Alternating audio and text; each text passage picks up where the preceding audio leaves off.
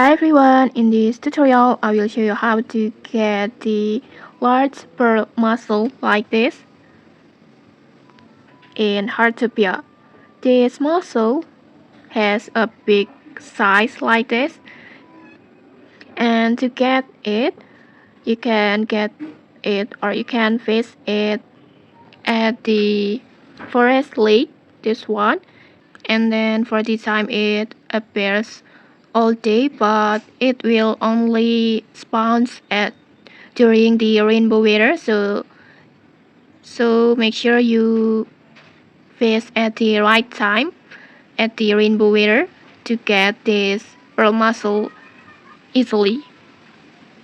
And for the exact locations at the map, it located on here, Forest Lake. So just go to this Forest Lake at the rainbow weather. And okay, that's it. If you found this helpful, don't forget to like, comment, and subscribe for more tutorials. Thanks for watching and see you.